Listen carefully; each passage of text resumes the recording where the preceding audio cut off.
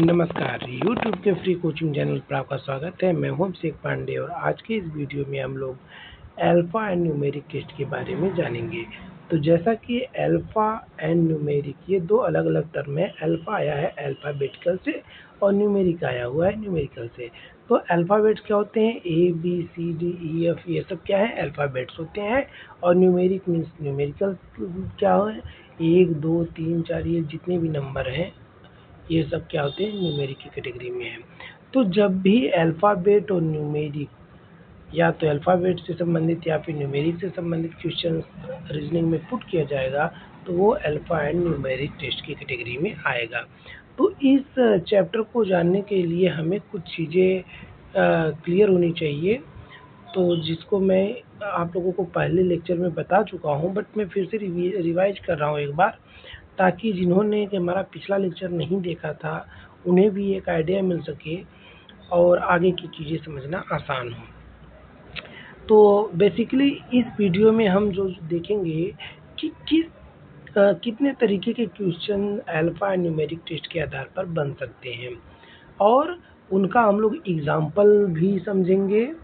एक एक दो दो एग्जाम्पल समझने के बाद लास्ट में हम लोग प्रैक्टिस भी करेंगे, ताकि जितनी ज़्यादा हमारी प्रैक्टिस रहेगी उतने ज़्यादा एग्जाम्स में हमारी स्पीड रहेगी और हमारे अंदर का कॉन्फिडेंस भी उतना ज़्यादा हाई होगा, जिसके रिज़ल्ट में हमारे सफल होने के चांसेस भी बढ़ जाएंगे।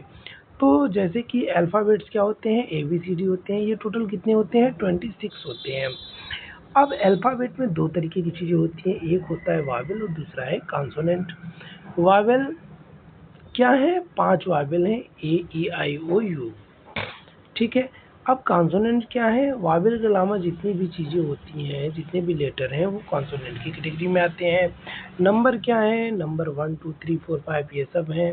और अगर कोई लार्ज नंबर है जैसे 8 2 8, अब यहाँ पर क्या है? 8 क्या है? डिजिट है। 2 क्या है? डिजिट है, ठीक है। अब असेंडिंग एंड डिसेंडिंग ऑर्डर क्या होते हैं?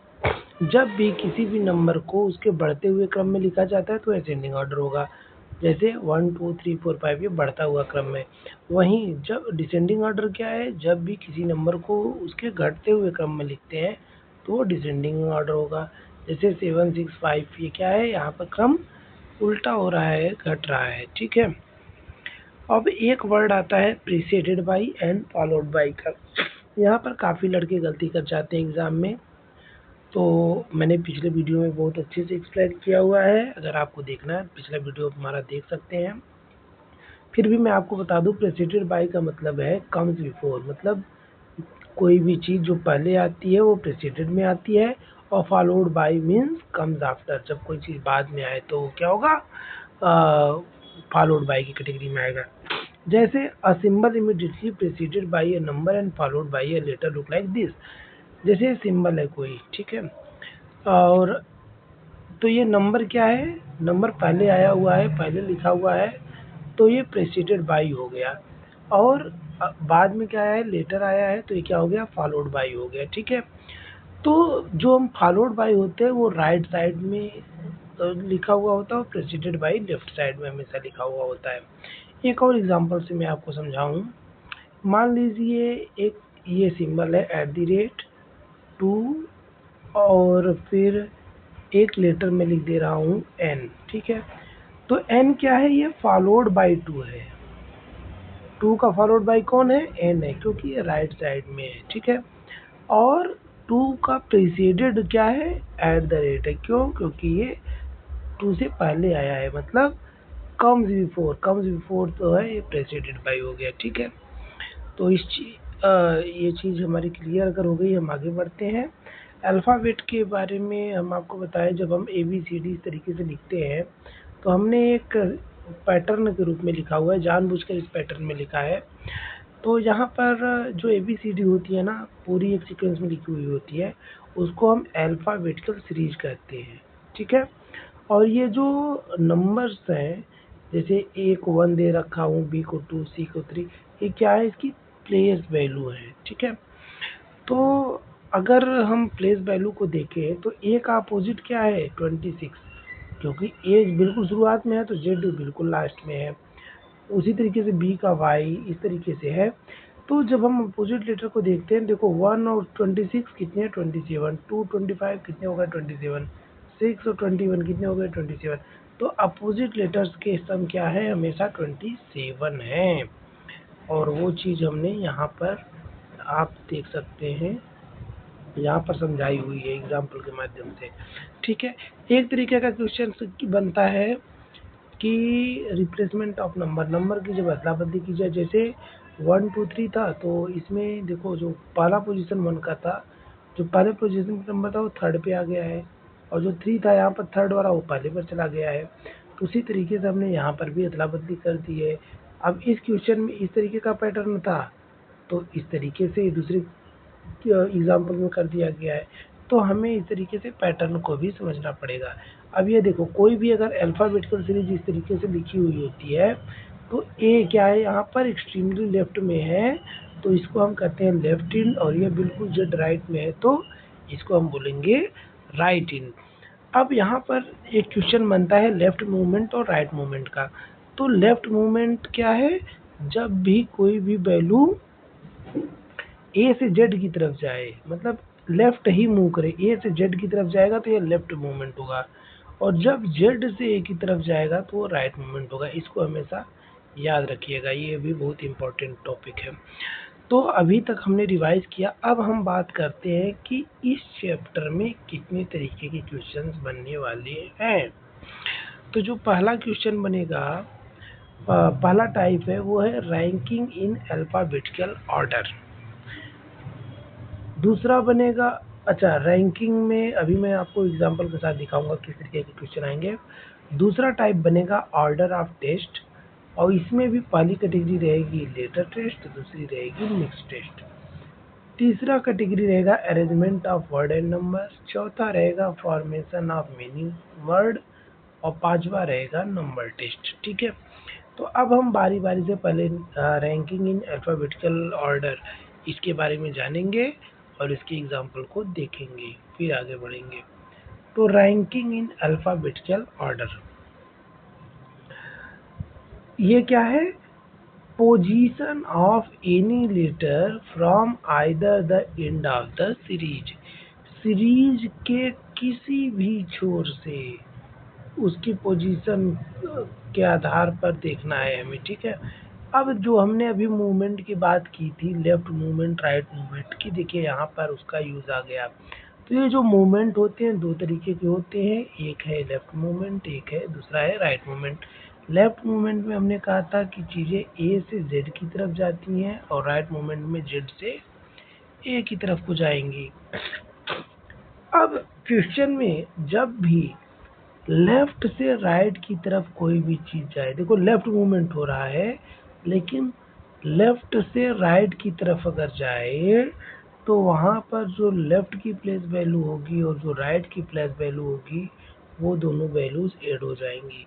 लेकिन जब लेफ्ट ऑलरेडी है और उसके भी लेफ्ट में कोई भी चीज जाए, तो वहां पर क्या होगी, प्लेस वैल्यू आपस में घट जाएंगी, जैसे एल माइनस एल हो गया।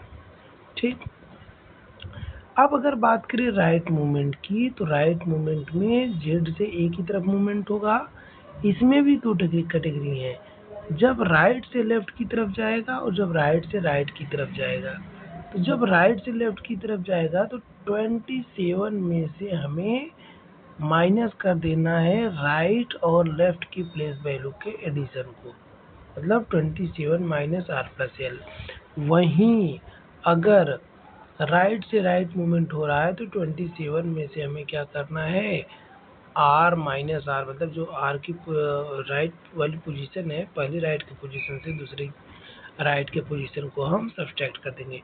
तो एक चीज तो हमें कॉमनली दिख रही है कि जब सेम मूवमेंट हो, जैसे ए लेफ्ट टू लेफ्ट हुआ, देखो ये भी लेफ्ट ये भी लेफ्ट, तो दोनों चीजें घट जाती हैं। जैसे यहाँ पर राइट और यहाँ पर भी राइट था, तो राइट राइट में भी चीजें घट रही हैं। लेकिन जब लेफ्ट राइट रहेगा या राइट लेफ्ट रहेगा तब दोनों चीजें ऐड होंगी, है ना।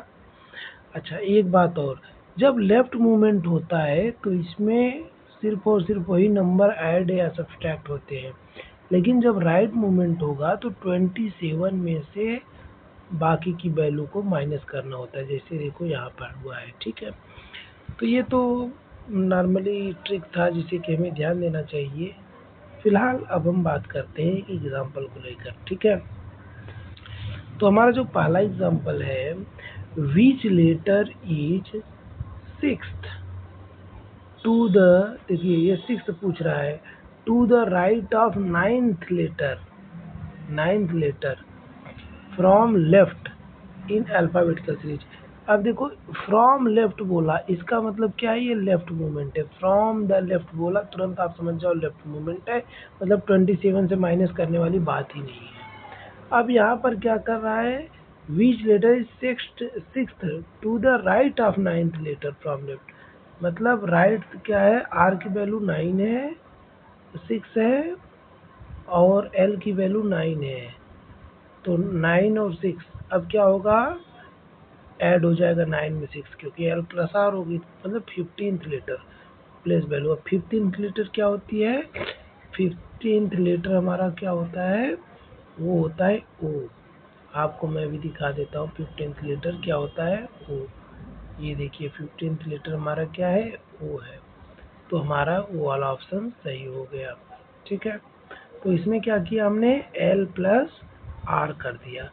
अब उसी क्वेश्चन का हम दूसरा एग्जांपल देखते हैं कि which letter is seventh to the left of 23rd letter from left in alphabetical series. अब देखिए यहाँ भी फ्रॉम लेफ्ट है और यहाँ भी लेफ्ट की ही बात कर रहा है, मतलब एक तो लेफ्ट मूवमेंट है, यहाँ पे लेफ्ट हो गया। तो जब दो लेफ्ट होते हैं और लेफ्ट मूवमेंट होता है तो पता ही आपको एल माइनस एल हो जाता है। ठीक है, इतना तो मैंने आपको हिंट दे दिया। तो जब लेफ्ट मूवमेंट है तो हमने क्या कहा, from the left term use. अब देखो फ्रॉम द लेफ्ट ये वर्ड आया था ना, इसका मतलब लेफ्ट मूवमेंट था। तो लेफ्ट मूवमेंट में एल माइनस एल वाला ये वाला फार्मूला चलेगा, क्योंकि यहाँ भी लेफ्ट का टर्म यूज हो गया है। तो जब हम उसको माइनस करते हैं 23 में से 7 को, तो आता है 16th लेटर। और 16th लेटर क्या है हमारा, पी है। मैं आपको एक बार फिर से दिखा दूँ, 16th लेटर क्या है, पी है। ये देखिए 16th लेटर हमारा पी था। अब आते हैं तीसरे क्वेश्चन के ऊपर, एग्जाम्पल तीसरा देखते हैं। Which letter is fifth to the left of, देखो यहाँ पे फिफ्थ है पूछ रहा है, किसके लेफ्ट में, 7th लेटर के। तो यहाँ देखो लेफ्ट टर्म यूज हुआ है और कहाँ से बात की जा रही है, from the right in alphabetical series, मतलब ये राइट मूवमेंट है।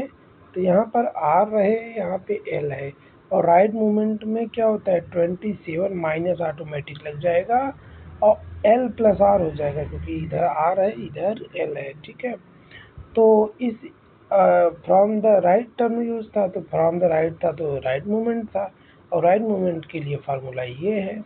तो 27 माइनस ये जो फिफ्थ लेटर है तो 5, और यहाँ पे 7, 5 और 7 ऐड करके 27 में माइनस कर दिया, 15th लेटर आंसर हुआ। 15th लेटर क्या होता है हमारा, ओ। तो ऑप्शन ओ कौन सा है, ये डी वाला है, तो ये ऑप्शन हमारा हो गया करेक्ट। अब इसका हम चौथा एग्जांपल देखते हैं। Which letter is fourth, which letter is fourth to the right of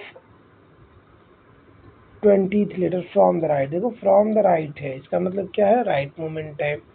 तो राइट मूवमेंट के लिए तुरंत दिमाग में आ गया फार्मूला, 27 माइनस होने वाला है। अब ये देखो यहाँ पर भी राइट का टर्म यूज है, तो मतलब 2 बार राइट आ गया, और जब 2 बार राइट होता है तो क्या होता है, आपस में चीज़ें माइनस माइनस होकर हो जाती हैं। ठीक है, तो यहाँ पे 20 एक आर का वैल्यू है, एक आर का वैल्यू 4 है। तो यहाँ पर हमने कर दिया 27 माइनस आर, ये फार्मूला है। तो 27 माइनस 20 माइनस 4, तो ये हो गया 27 माइनस 16। आंसर क्या है, 11th लेटर। और 11th लेटर क्या होता है, के। तो हमारा ऑप्शन ए सही हो गया। तो इस तरीके से अभी तक हमने क्या क्या देख लिया, पहले टाइप के बारे में हमने देख लिया कि किस तरीके से क्वेश्चंस बनते हैं। अब हमारा जो अगला टॉपिक है, वीडियो तो बहुत ज़्यादा लंबी हो रही है, इसलिए इस वीडियो में मैं इसे कवर कर नहीं रहा। जो टाइप 2, टाइप 3, टाइप 4 और टाइप 5 के क्वेश्चन है वो हम अगली वीडियो में कवर करेंगे। तो आई थिंक आपको वीडियो में चीज़ें समझ में आई होंगी। अगर किसी कारणवश आपको कोई कन्फ्यूजन है आप कमेंट में हमें बता सकते हैं, और मैं अगर आप चाहें तो हम लोग कॉल के थ्रू भी बात कर सकते हैं और मैं आपको सही तरीके से गाइड करूँगा। अब सिर्फ चीज़ें जानना ज़रूरी नहीं है, हमने यहाँ पर चीज़ें तो जान लिया। आपका काम है कि एक बार आप वीडियो को पॉज कर करके जो मैंने अपने हैंड रिटन नोट्स को तैयार किया हुआ है उसको देखिएगा बारीकी से, और नोट भी करिएगा। और नोट करने के बाद जो हमने एग्जाम्पल दिए हुए हैं उनको भी आप एक बार प्रैक्टिस कीजिएगा।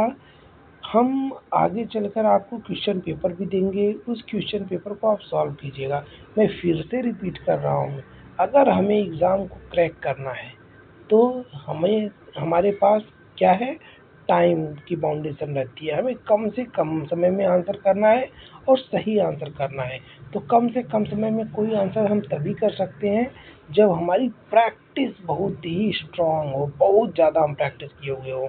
तो आप 1 या 2 या 3-4 क्वेश्चन सॉल्व करके आप बहुत ही स्पीड नहीं ला पाएंगे।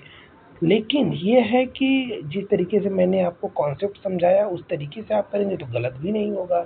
तो एक तरफ प्रैक्टिस करने से आपके अंदर स्पीड आएगी, दूसरा चूँकि आपका कॉन्सेप्ट क्लियर है तो आप गलती नहीं करोगे, और रिज़ल्ट में क्या आएगा, आप उस टाइम लिमिट में सारे के सारे क्वेश्चन आप अटेम्प्ट करोगे, सही रिप्लाई करोगे और आप कहीं न कहीं एग्ज़ाम को ज़रूर क्लियर कर ले जाओगे। तो मेरा बेस्ट ऑफ लक है आपका। तो मिलते हैं अगले वीडियो में, अगले टॉपिक्स के साथ, अगले टाइप्स के साथ।